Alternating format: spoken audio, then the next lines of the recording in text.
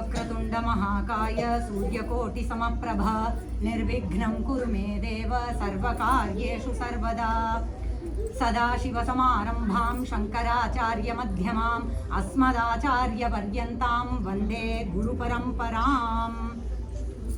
On this first day of Navaratri, by the anugraham of Parvati Parameshwara, we have this bhagyam to do the Parayanam of Saundarya Lahari, authored by Sri Adi Shankaracharya. We thank the temple team and Anilji for giving us this bhagyam. Adi Shankaracharya was a Shiva avataram, Sakshat Shiva avataram, says the Shiva Rahasyam. And he came to do, his avatara Rahasyam was to do the Punaruddharanam of Sanatana Dharma, the Vedic culture. Such Mahapurushas have walking and will walk our Bharata Punya Bhumi. If we have to know a little bit about Shankaracharya, we can visit his LinkedIn profile. What it will say is, Ashtavarshe Chaturvedi Dwadashe Sarvashastravit Shodashi Kritavan Bhashyam Dvatrimshe Munirabhyagad. By the age of 8, he became a master of all the 4 Vedas. By 12, he became a Sarvashastragnya. Shodashi, sweet 16, we will all celebrate happily. But by 16, he became a Bhashyakarta of how many commentaries he has written. He has written commentaries on Brahma Sutra, Bhagavad Gita, Upanishad.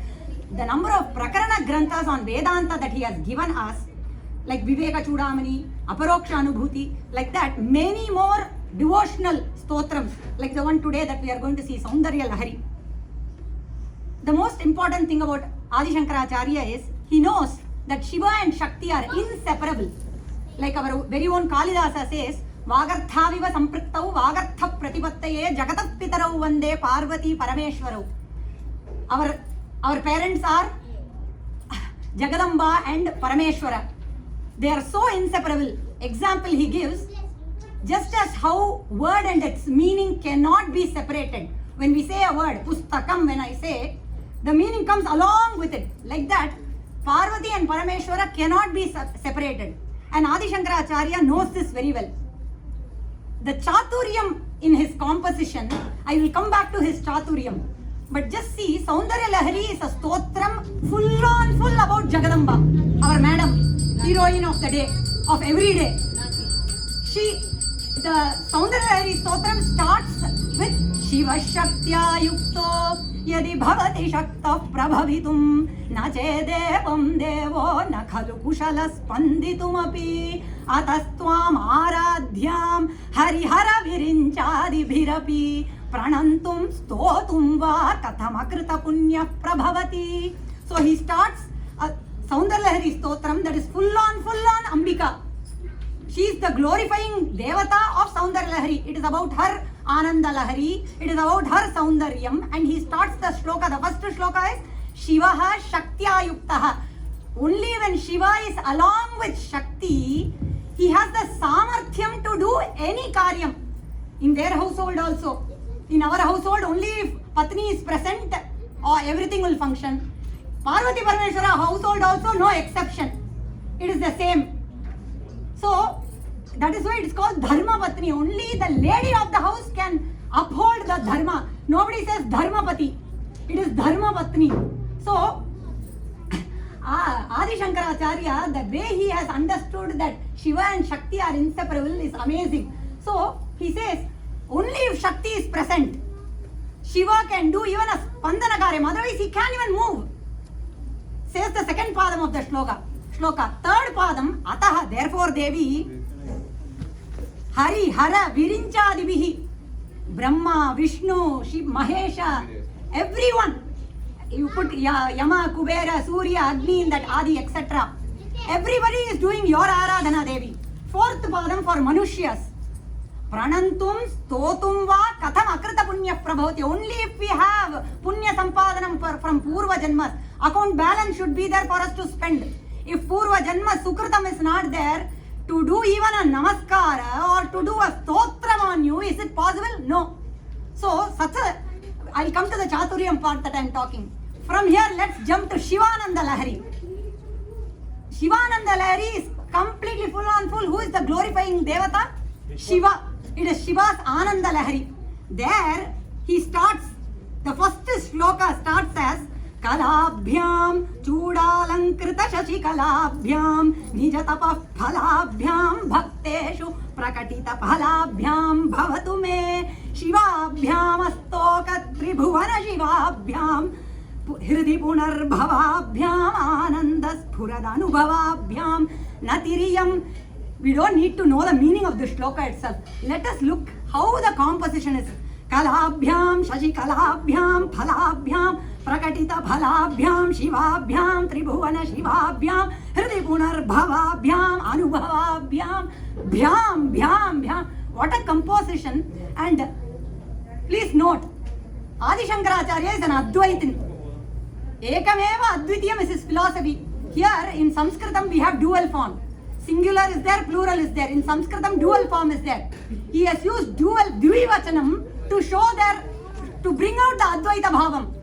Whenever he says Kalabhyam, it goes to both Parvati and Parameshwara. By using the dvivachanam there, he has beautifully brought out the Advaitam in them. That Advaita Bhava is established through dvivachanam. Kalabhyam, Parvati and Parameshwara, all these namas go to both of them. Like I said, they cannot be separated. Kalabhyam, both Parvati and Parameshwara, Shakti and Shiva are of the Swarupam of all the 64 kalas. What do they have in their Shiras as Alankaram? Shashi Kalabhyam, Chandra Kala as their Alankaram. Nijatapah Phalabhyam, you have to remember the Ardhanarishwara here. Nijatapah Phalabhyam, this side Shiva is doing tapas to get that bhagam. Shakti is doing tapas to get Shiva.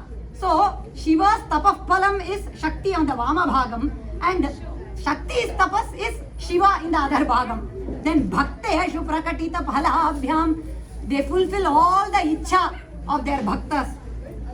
Shivabhyam, they are of the Mangala Swarupam, all Saubhagya Swarupam is Parvati Parameshwara. Astoka Tribhuvana Shivabhyam, Astokanaka, no deficiency, in abundance, in plenty. They give Saubhagyam to the entire three worlds, not just us. Then Hridi Punarbhavabhyam, whenever a bhakta does dhyanam of Shiva and Shakti, each time they reveal something to them. Now for example, first time when we read the shloka, oh Shiva and Shakti are inseparable. Second time when we read, oh he's an Advaitan but employing Dvivachanam, he has brought out the Advaita Bhavam. Like this, whenever they do dhyanam of Shiva and Shakti, each time they reveal something to the bhaktas. Then Ananda Spuradhanubhavabhyam, they are of the Ananda Swarupam. Such a Parvati Parameshwara, let my namaskarams be dedicated to Parvati and Parameshwara is the first shloka of Shivananda Lahari. Now coming back to the Chaturyam of Adi Shankaracharya, look at him. He has taken Saundarya Lahari, which is a full on Amavaru, madam.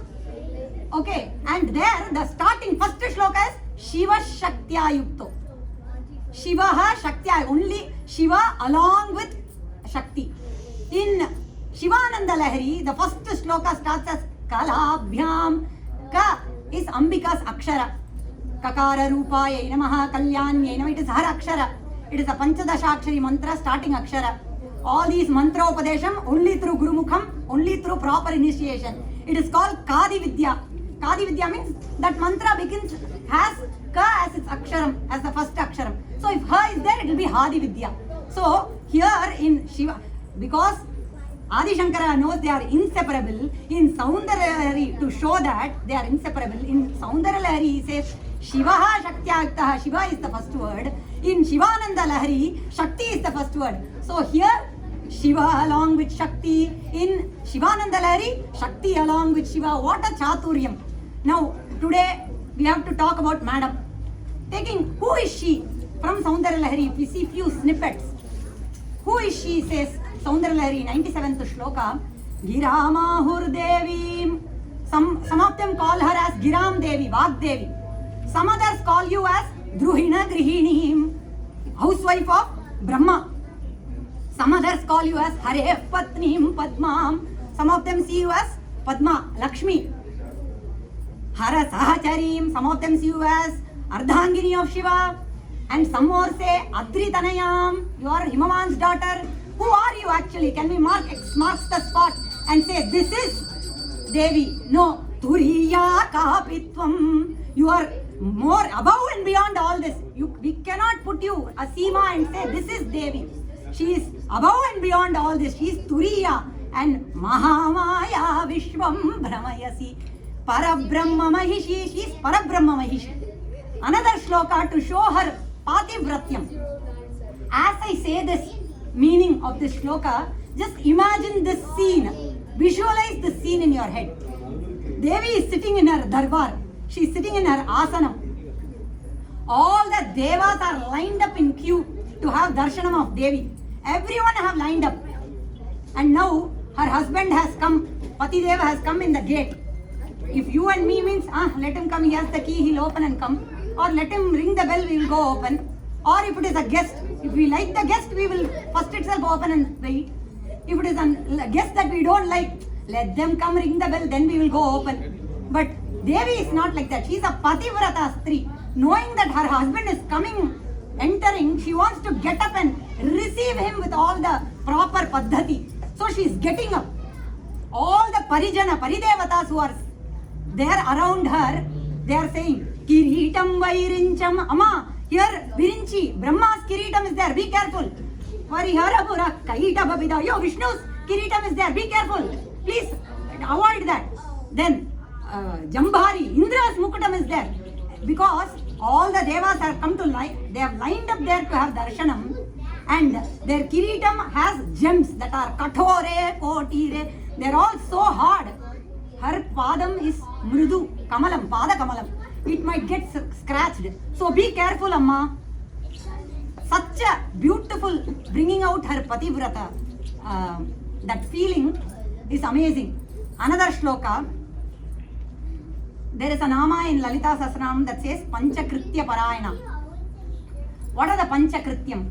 Srishti, Sthiti, Samhara, Tirodhana and Anugraha. These are the five. Srishti, creation. Sthiti, maintenance. Third is Samhara, everything is destroyed. Fourth is Tirodhanam, whatever is created into their Sukshma Rupam, it goes back. It goes back into the dormant state. And a screen, like it is hidden behind a screen. Anugraham, they are waiting. Whenever Ambika gives Agnya, Anugraham, again Srishti Kramam will start. How she is giving the Anugraham, not with words. Sadashiva is waiting for Anugraham. So he is looking. She is giving Anugraham, Kshana Chalitayor, Bhrulatikayo. She is just twitching her eyebrow, just by the little chalanam of her eyebrow. She is giving Agnya. Tava Agnya Malambya. Taking your Agnya, starts the Srishti Kramam again. So like that, today we will take her Agnya and Anugraham and start the Parayanam. These are the students that I have drilled, squeezed, threatened, scolded for many weeks, telling them, don't come to the temple to do Parayanam to get claps. Today, the Sankalpam is only to do her Preeti. Remember that and come. Don't come for claps. So, they have all listened to me with no change in the face. They all accepted. Thank you for the Vishwasam in me for that. I will introduce quickly. This is Sangeeta, Madhuri, Veena, Nitya, Maruti and Selvi. So happy. Thank you. Ramna. Start from me. Keep it in between you and Madhuri.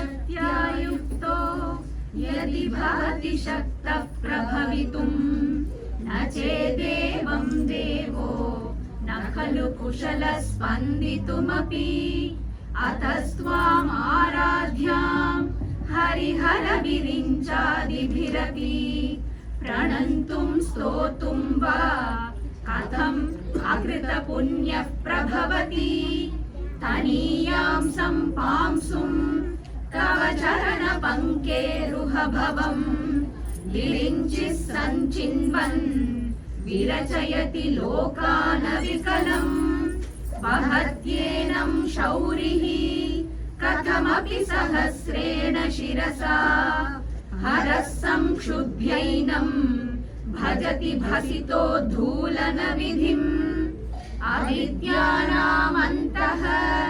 तिमिरमिहिरद्वीपनगरी जडानां चैतन्य स्तबकमकरन्दस्रुतिझरी दरिद्राणां चिन्तामणिगुणनिका जन्मजलधौ निमग्नानां दंष्ट्रा मुररिपुवराहस्य भवति त्वदन्यः पाणिभ्याम् अभयवरदो दैवतगणः त्वमेका नैवासि प्रकटितवराभीत्यभिनया भयात्रातुं दातुं फलमपि च वाञ्छासमधिकम् शरण्ये लोकानां तव हि चरणावेव निपुणौ हरिस्त्वामाराध्य प्रणतजनसौभाग्यजननी पुराणारी भूत्वा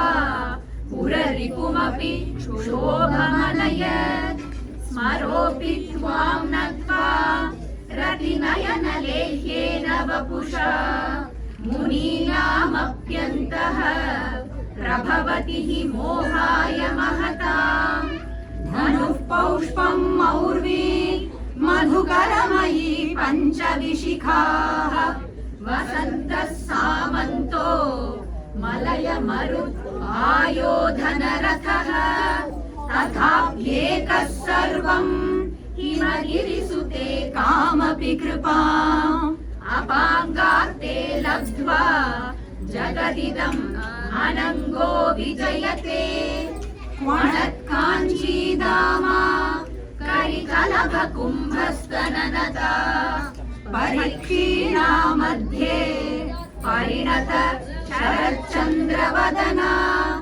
धनुर्बाणान् पाशम् श्रीणिमपि दधाना करतलैः पुरस्तादास्तां नः पुरमथितुर् आहो पुरुषिका सुधा सिन्धोर्मध्ये सुरविटपि वाटी परिवृते मणिद्वीपे नीप उपवनवति चिन्तामणिगृहे शिवाकारे मञ्चे परमशिवपर्यङ्कनिलया भजन्ति त्वां धन्याः कतिचन चिदानन्दलहरीं महीमूलाधारे कमपि मणिपूरे हुतवहम् स्थितं स्वाधिष्ठाने हृदि मरुतमाकाशमुपरि मनोऽपि भ्रूमध्ये सकलमपि भित्त्वा कुलपथम् सहस्रारे पद्मे सह रहसि पत्या विहरसे सुधाधारा सारैः चरणयुगलान्तर्विगलितैः प्रपञ्चं सिञ्चन्ति पुनरपि रसाम्नाय महसः अवाप्य स्वां भूमिं भुजगनिभमध्युष्टवलयम् स्वमात्मानं कृत्वा स्वपिशि कुलकुण्डे कुहरिणी चतुर्भिः श्रीकण्ठैः शिवयुवतिभिः पञ्चभिरपि प्रभिन्नाभिः शम्भोः नवभिरपि मूलप्रकृतिभिः चतुश्चत्वारिंशत् वसुदलकलाश्रत्रिवलय त्रिरेखाभिः सार्धम् तव शरणकोणाः परिणताः त्वदीयं सौन्दर्यम् तुहिनगिरिकन्ये तुलयितुम् कवीन्द्राः कल्पन्ते कथमपि विरिञ्चि प्रभृतयः यदा लोकौत्सुक्यात् अमरललना यान्ति मनसा तपोभिर्दुष्प्रापामपि गिरिशसायुज्य पदवीम् नरं वर्षीयांसं नयनविरसं नर्मसुजडम् तवापाङ्गालोके पतितमनुधावन्ति शतशः गलद्वेणी बन्धाः कुचकलशविस्रस्तसिचयाः हठात्त्रुट्यत्काञ्च्यो विगलितदुकूला युवतयः क्षितौ 850 उदाशे 62 चतुरधिकपञ्चाशदनिले दिवि 230 मनसि च 64 मयूखास्तेषामप्युपरि तव पादाम्बुजयुगम् शरज्योत्स्ना शुद्धाम् शशियुतजटाचूटमकुटाम् वरत्रासत्राण स्फटिकघटिका पुस्तककराम् सगृह्णत्वा नत्वा कथमिव सतां सन्निदधते मधुक्षीरद्राक्षा मधुरिमधुरीनाह्वनितयः कवीन्द्राणां चेतः कमलवनबालातपरुचिम् भजन्ते ये सन्तः कतिचिदरुणामेव भवति विरञ्चि प्रेयस्याः तरुणतर शृङ्गारलहरी गभीराभिर्वाग्भिः विदधति सतां रञ्जनममी सावित्रीभिर्वाचा शशिमनिशिलाभङ्गरुचिभिः वशिन्याद्याभिस्त्वां सह जननी सञ्चिन्तयति यः सकर्ता काव्यानां भवति महतां भङ्गिरुचिभिः वचोभिर्वाग्देवी वदनकमलामोदमधुरैः तनुच्छायाभिस्ते तरुणधरणिः दिवं सर्वामुर्वीम् अरुणिमणिमग्नां स्मरति यः भवन्त्यस्यत्रस्य वनहरिणशालीननयनाः सहोर्वश्यावश्याः कतिकतिन गीर्वाणगणिकाः मुखं बिन्दुं कृत्वा कुचयुगमधस्तस्य तदधो हरार्धं ध्यायेद्यो हरमहिषि ते मन्मथकला ससद्यः संक्षोभम् नयति वनिता इत्यति लघु त्रिलोकीमप्याशु भ्रमयति रवीन्दुस्तनयुगाम् किरन्तीमङ्गेभ्यः किरणनिकुरुम्बामृतरसम् हृदित्वा माधत्ते हिमकरशिलामूर्तिमिव यः ससर्पाणां दर्पम् शमयति शकुन्ताधिप इव ज्वरप्लुष्टान् दृष्ट्या सुखयति सुधाधारसिरया तटिल्लेखा तन्वीं तपन शशि वैश्वानरमयी निषण्णां षण्णामप्युपरि कमलानां तव कलां महापद्माटव्यां मृदितमलमायेन मनसा महान्तः पश्यन्तो दधति परमाह्लादलहरी भवानि त्वं दासे मयि विकलदृष्टिं सकरुणा इति स्तोतुं वाञ्छन् कथयति भवानि त्वमिति यः तदैव त्वं तस्मै दिशसि निज सायुज्य पदवी मुकुन्द ब्रह्मेन्द्र स्फुटमकुट नीराजितपदा त्वया हृत्वा वामम् बहुरपरितृप्तेन मनसा शरीराधं शम्भो अपरमपि शङ्के हृतमभूत् यदेतत्त्वद्रूपम् सकलमरुणाभं त्रिनयनम् कुचाभ्यामानम्रम् कुटिलशशिचूडालमकुटम् जगत्सूते धाता हरिरवति रुद्रः क्षमयते तिरस्कुर्वन्नेतत् स्वमपि वपुरीश स्थिरयति सदा पूर्वः सर्वम् तदिदमनुगृह्णाति च शिवः तवाज्ञामालम्ब्य क्षणकलितयोर्भ्रूलतिकयोः त्रयाणां देवानां त्रिगुणजनितानां तव शिवे भवेत् पूजा पूजा तव चरणयोर्या विरचिता तथा हि त्वत्पादोद्वहनमणिपीठस्य निकटे स्थिता हेते शश्वन् मुकुलितकरोत्तं समकुटाः विरिञ्चित् पञ्चत्वं व्रजति हरिराप्नोति विरतिम् विनाशं कीनाशो भजति धनदो याति निधनम् वितन्त्री माहेन्द्री विततिरपि सम्मीलितदृशा महासंहारेऽस्मिन् विहरति सति त्वत्पतिरसौ जपो जल्पः शिल्पम् सकलमपि मुद्रा विरचना गतिः प्रादक्षिण्य क्रमणमशनाद्याहुतिविधिः प्रणामः संवेशमखिलम् आत्मार्पणदृशा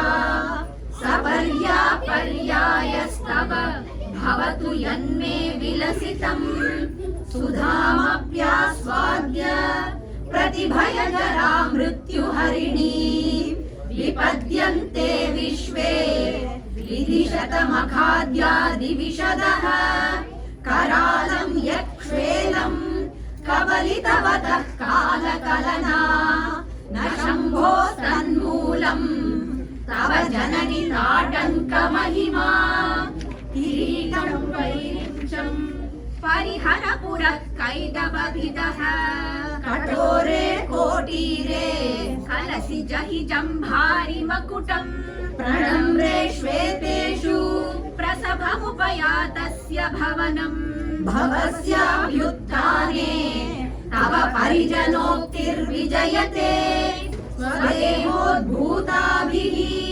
गृणिभिरनिमाद्याभिरभितो निषेव्ये नित्ये त्वाम् अहमिति सदा भावयति यः किमाश्चर्यं तस्य त्रिनयन समृद्धिं त्रिणयतो महासंवर्ताग्निर्विरचयति नीराजन विधिम् चतुष्षष्ट्या तन्त्रैः सकलमतिसन्धाय भुवनम् स्थितस्तत्तत्सिद्धि प्रसव परतन्त्रैः पशुपतिः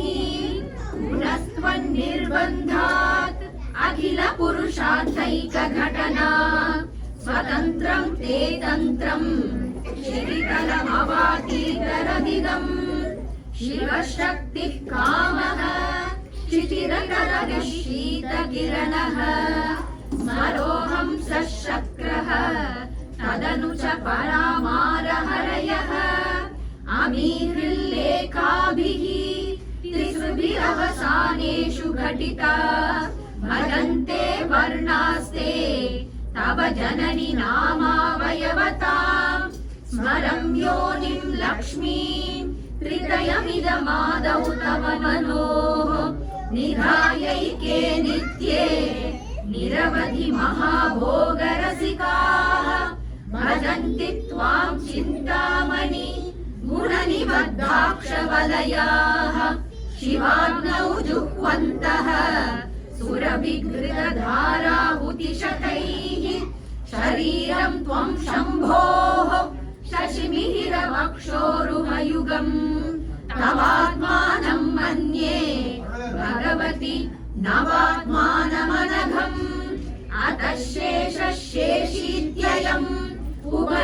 उभयसाधारणतया स्थितः सम्बन्धो वा समरसपरानन्दपरयोः मनस्त्वं व्योमत्वं मरुदसि मरुत्सारधिरसि त्वमापस्त्वं भूमिः त्वयि परिणतायां न हि परम् त्वमेव स्वात्मानं परिणमयितुं विश्ववपुषा चिदानन्दाकारम् शिवयुवति भावेन बिभृशे तवाज्ञाचक्रस्थम् तपन शशिकोटिद्युतिधरम् परं शम्भुं वन्दे परमिलितपार्श्वं परचिता यमाराध्यन् भक्त्या रविशशिशुची नाम विषये निरालोके लोके निवसति हि भालोकभुवने विशुद्धौ ते शुद्ध स्फटिकविशदं व्योमजनकम् शिवं सेवे देवीमपि शिवसमानव्यवसिताम् ययोक्तान्त्या यान्त्याः शशिकिरणसारूप्यसरणेः विधूतान्तर्ध्वान्ता विलसति चकोरीव जगति समुन्मीलत् संवित् कमलमकरन्दैकरसिकम् भजेऽहं सद्वन्द्वम् किमपि महता मानसचरम् यदा लाभादष्टादश गुणितविद्या परिणतिः यदा दत्ते दोषात् गुणमखिलमध्यः पय इव तव स्वाधिष्ठाने उत वहमधिष्ठाय निरतम् अमीडे संवर्तम्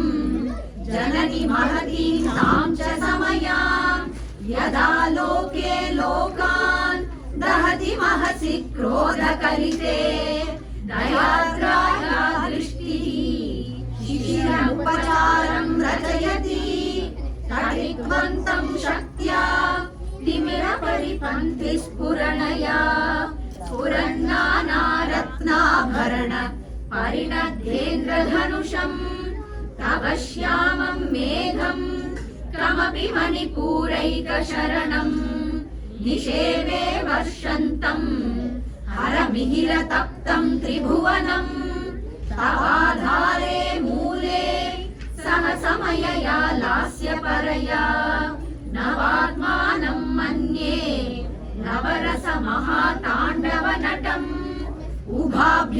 उभाभ्यामेताभ्याम् उदयविधिमुद्दिश्य दयया सनाथाभ्यां जज्ञे जनक जननीमज्जगदिदम् गतैर्माणिक्यत्वम् गगनमणिभिः सान्द्रघटितम् किरीटं ते हैमम् हिमगिरिसुते कीर्तयति यः सनीडे यच्छायाच्छुरनशबलम् चन्द्रशकलम् धनुषौ नासीरम् किमिति न निबध्नाति दिशनाम् धुनोतु ध्वान्तम् न स्तुलितदलितनिन्दीवरवनम् घनस्निग्धश्लक्ष्णम् शिखुरनिकुरुम्बम् तव शिवे यदीयम् सौरभ्यम् सहजमुपलब्धुम् सुमनसो वसन्त्यस्मिन् मन्ये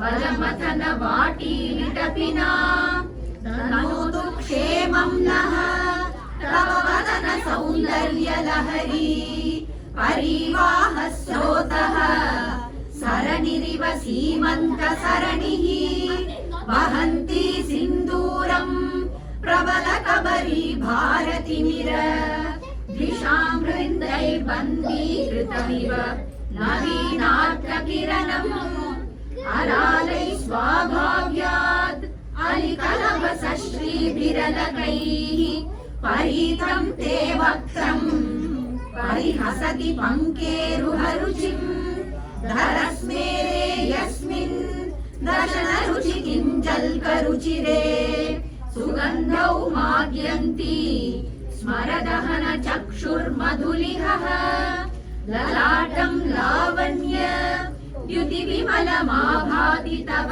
यत् द्वितीयं तन्मन्ये मकुटघटितं चन्द्रशकलम् विपर्यासन्न्यासात् उभयमपि सम्भूय च मिथः सुधालेपस्यूतिः परिणमति रागाहिमकरः भ्रुवौ भुग्ने किञ्चित् भुवनभयभङ्गव्यसनिनि करीये नेत्राभ्याम् मधुकररुचिभ्यां धृतगुणम् धनुर्मन्ये सव्येतरकरगृहीतम् रतिपतेः प्रकोष्ठे मुष्टौ च स्थगयति निगूढान्तरमुमे अहस्सूते सव्यम् तव नयनमर्कात्मकतया प्रिया मां वामं ते सृजति रजनी नायकतया तृतीया ते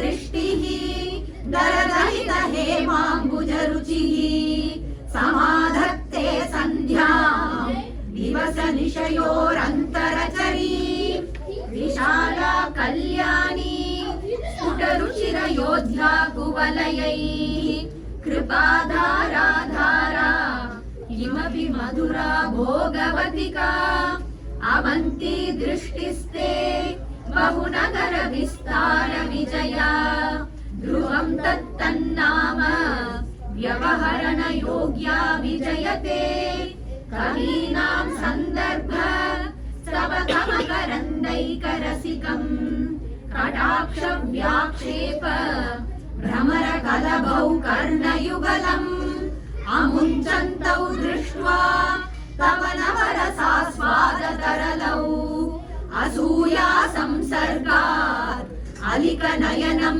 किञ्चिदरुणम् शिवे शृङ्गारार्द्रा तदितरजने कुत्सनपरा सरोषा गङ्गायाम् गिरिशचरिते विस्मयवती हराहिभ्यो भीता सरसिरुह सौभाग्यजननी सखीषु स्मेराते मयि जननि दृष्टिः सकरुणा गते कर्णाभ्यर्णम् गरुदैव पक्ष्माणि दधति उराम्भेतुः चित्तप्रशमरसविद्रावनफले इमे नेत्रे गोत्राधरपतिकुलोत्तं सकलिके तवाकर्णाकृष्ट स्मरशरविलासं कलयतः विभक्तत्रैवर्ण्यम् व्यतिकरितलीलाञ्जनतया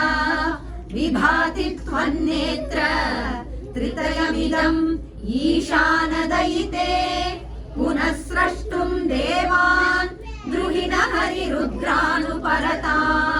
रजः सत्त्वम् बिभ्रत् तम इति गुणानाम् त्रयमिव पवित्रीकर्तुम् नः पशुपति पराधीन हृदये दयामित्रैर्नेत्रैः अरुणधवल श्यामरुचिभिः नरशोणो गङ्गा तव नतनयेति ध्रुवममुम् त्रयाणां तीर्थानाम् उपनयसि संवेदमनघम् निमेषोन्मेषाभ्याम् प्रलयमुदयं याति जगति तवेस्यातु सन्तो धरणिधर राजन्यतनये त्वदन्वेषात् जातम् जगदिदमशेषं प्रलयतः परित्रातुं शङ्के परिहृतनिमेषा सदृशः तवापर्णे कर्णे जपनयन पैशून्यचकिताः निरीयन्ते तोये नियतमनिमेषा शफरिकाः इयं च श्रीर्बद्धच्छदपुटकवाटं कुवलयम् जहाति प्रत्यूषे निशिच विघटय्य प्रविशति दृशाराधीयस्या दरदलित नीलोत्पलरुचा गरीयां संलीनम् स्नपय कृपया मामपि शिवे अनेनायं धन्यो भवति न च ते हानिर्यथा वने वा हर्म्ये वा समकरनिपातो हिमकरः अरालं ते पालीयुगलम् अगराजन्यतनये न केषामाधत्ते कुसुमशरकोदण्डकुतुकम् विरश्चीनो यत्र श्रवणपथमुल्लङ्घ्य विलसन् अपाङ्गव्यासङ्गो दिशति शरसन्धानधिषणा उदद्गण्डा भोग प्रतिफलितताटङ्कयुगलम् चतुश्चक्रम् मन्ये तव मुखमिदम् मन्मथरथम् यमारुह्य द्रुह्यति अवनिरथमर्केन्दुचरणम् महावीरो मारः प्रमथपतये सज्जितवते सरस्वत्या सूक्तिः अमृतलहरी कौशलहरी पिबन्त्या शर्वाणि श्रवणचुलुकाभ्यामविरलम् चमत्कार श्लाघा चलितशिरसः कुण्डलगणो जनत्कारैस्तारैः प्रतिवचनमाचष्ट इव ते असौ नागावंशः तुहिनगिरिवंशध्वजपटि त्वदीयो नेदीयः फलतु फलमस्माकमुचितम् वहत्यन्तर्मुक्ताः शिशिरकरनिःश्वासगलितम् समृद्ध्या यत्तासाम् बहिरपि च मुक्ता मणिधरः प्रकृत्या रक्तायाः तव सुरभिदन्तच्छदरुचे प्रवक्ष्ये सादृश्यम् जनयतु फलम् विद्रुमलता न बिम्बम् तद्बिम्ब प्रतिफलन रागादरुणितम् तुलामध्यारोढुम् कथमिव विलज्जेत कलया स्मिरज्योत्स्नाजालम् तव वदन चन्द्रस्य पिबता चकोरानामासि अतिरसतया चञ्चुजडिमा अतस्ते शीतांशोः अमृतलहरीमाम्लरुचयः पिबन्ति स्वच्छन्दम् निशि निशि भृशम् काञ्चिकधिया अविश्रान्तम् पत्युः गुणगणकथाम् रेडन जपा जपा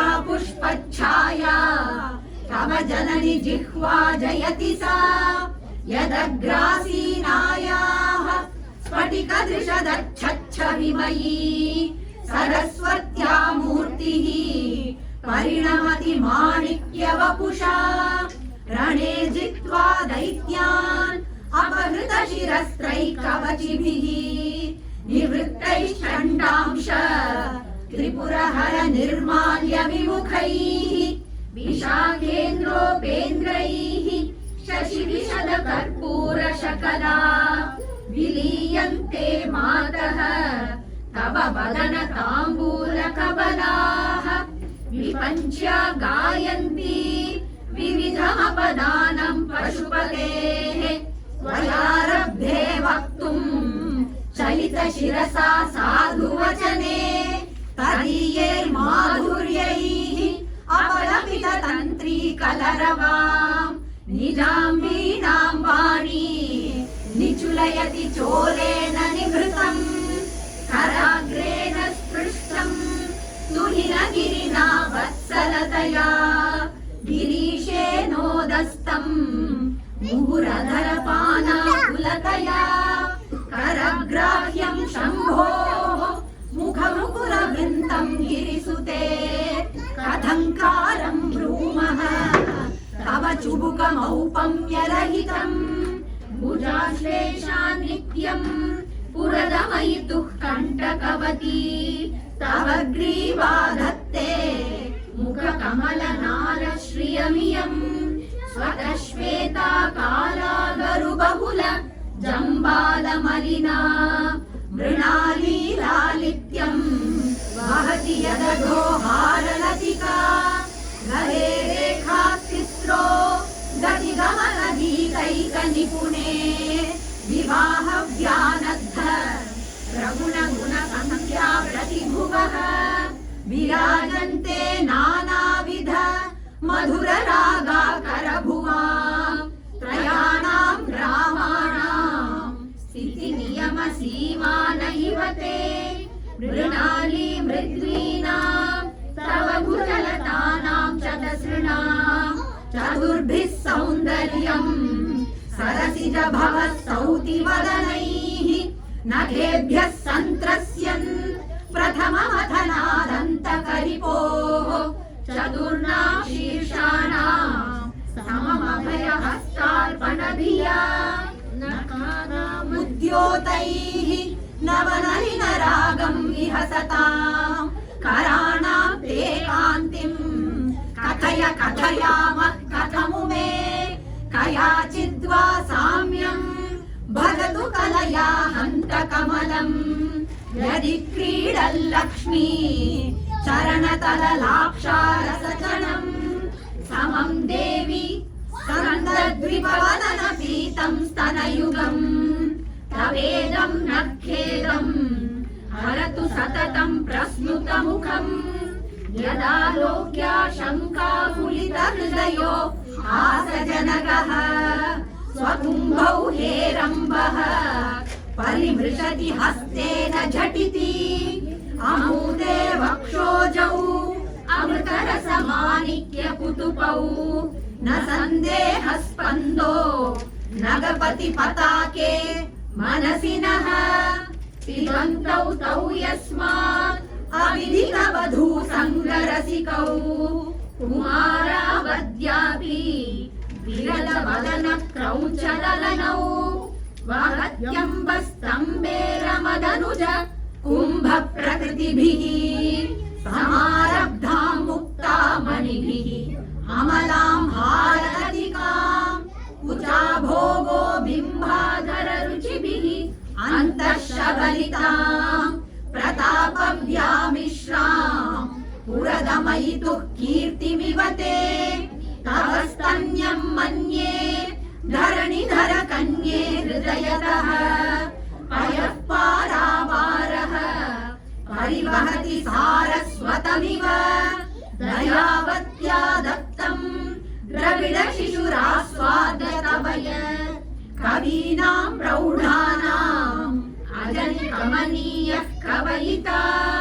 हरक्रोधज्वालावलिभिः अवलीढेन वपुषा गभीरे तेनाभि सरसि कृतसङ्गो मनसि जः समुत्तस्थौ तस्मात् अचलतनये धूमलतिका जनस्तां जानीते तव जननि रोमावलिरिति यदेतत् कालिन्दी तनुतरतरङ्गाकृति शिवे कृशे मध्ये किञ्चित् जननि तव यद्भाति सुधियाम् विमर्दादन्योन्यम् कुशकलशयोरन्तरगतम् तनूभूतम् व्योम प्रविशदिव नाभिम् कुहरिणी स्थिरो गङ्गावर्तः स्तनमुकुलरोमावलिलता कलाबालम् कुण्डम्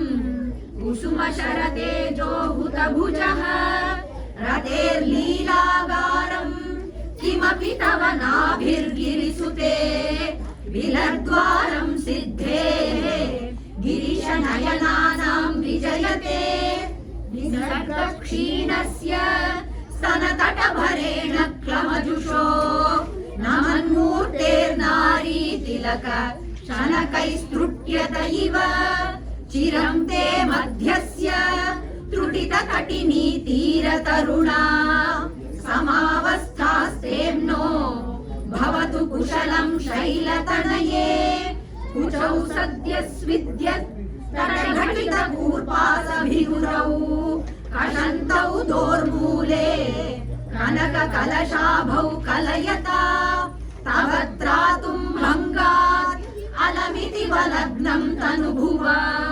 त्रिधानद्धम् देवी त्रिवलि लवली वल्लिभिरिव गुरुत्वम् विस्तारम् क्षितिधरपतिः पार्वती निजात् नितम्बादाच्छिद्य त्वयि हरणरूपेण निदधे अतस्ते विस्तीर्णो गुरुरयमशेषाम् वसुमती नितम्ब प्राग्भारः स्थगयति लघुत्वम् नयति च करीन्द्राणाम् शुण्डान् कनककदली काण्डपटलीम् उभाभ्यामूरुभ्याम् उभयमपि निर्जित्य भवति सुहृत्ताभ्याम् पत्युः प्रणति कठिनाभ्याम् गिरिसुते विधिज्ञे जानुभ्याम् विबुधकरिकुम्भद्वयमसि पराजेतुम् रुद्रम् द्विगुणशरगर्भौ गिरिसुते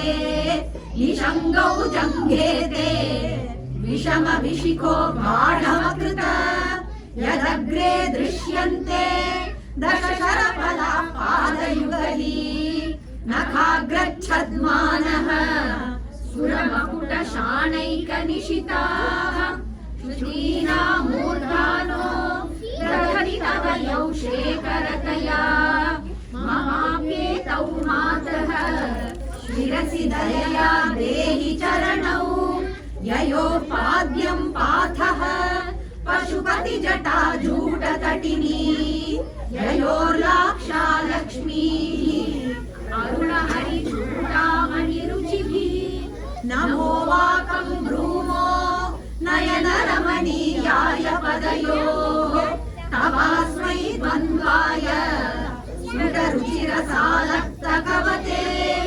असूयत्यत्यन्तम् यदभिहननाय स्पृहयते पशूनामीशानः प्रमदवनकङ्केलितरवे मृषा कृत्वा गोत्रस्खलनमथ वैलक्ष्यनमितम् ललाटे भर्तारम् चरणकमले ताडयति ते चिरादन्तः शल्यम् दहनकृतमन्मूलितवता तुलाकोटिक्वाणैः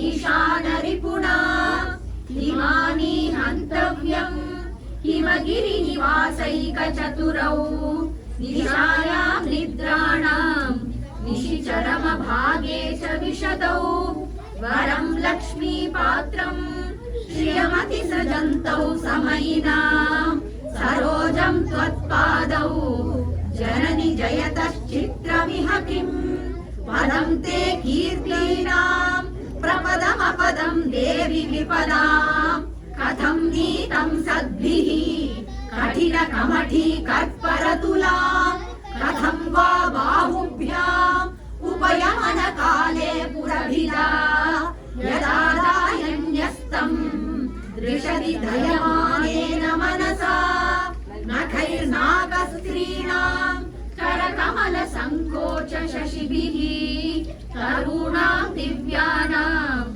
हसत इव ते चण्डिचरणौ फलानि स्वस्तेभ्यः किसलयकराग्रेण ददताम् दरिद्रेभ्यो भद्राम् श्रियमनिशमह्नाय ददतौ ददाने दीनेभ्यः श्रियमनिशमाशानुसदृशी अमन्दं सौन्दर्य प्रकरमकरन्दं विकिरति तवास्मिन् मन्दार स्तवकसुभगे यातु चरणे निमज्जन्मज्जीवः करणचरणः षट्चरणताम् पदन्यासक्रीडा परिचयमिवारब्धु मनसः स्खलन्तस्ते खेलम् भवनकलहंसा न जगति अतस्तेषां शिक्षाम्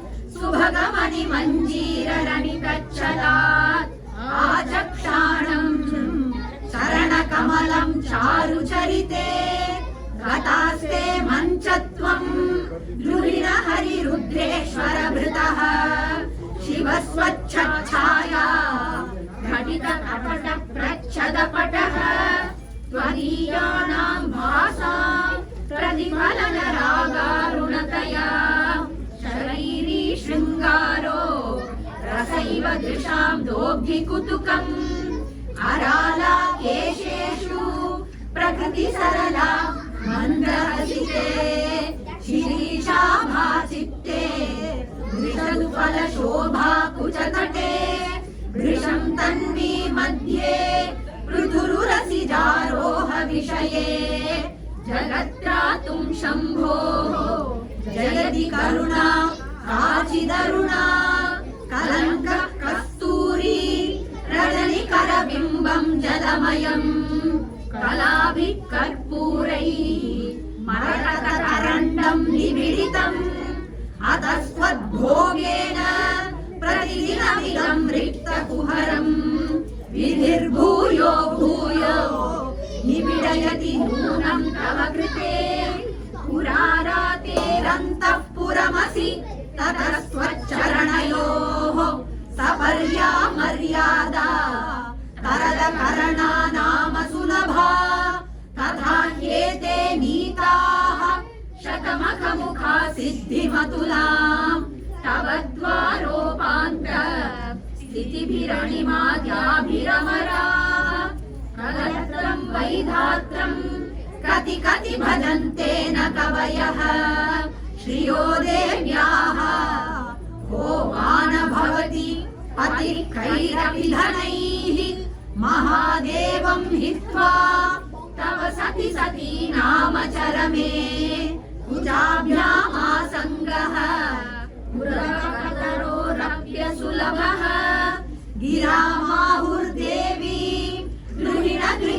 गृहिणीमागमविदो हरे पत्नीं पद्मा हर सहचरीमद्रितनया तुरीया कापि त्वं दुरधिगमनिस्सीम महिमा महामाया विश्वं भ्रमयसि परब्रह्म महिषी कदा काले मातः कथय कलिता लक्तकरसम् पिबेयं विद्यार्थी तव चरण निर्णेजन जलम् प्रकृत्या मूकानामपि च कविता कारणतया कदा दत्ते वाणी मुखकमल ताम्बूलरसताम् सरस्वत्या लक्ष्म्या विधिहरिसपत्नो विहरते रते पातिव्रत्यम् शिथिलयति रम्येण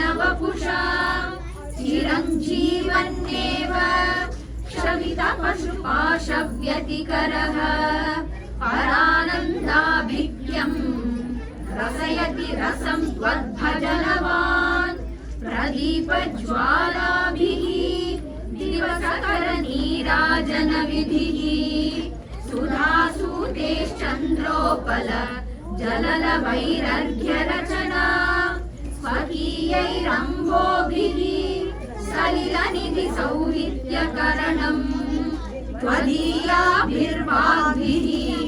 तव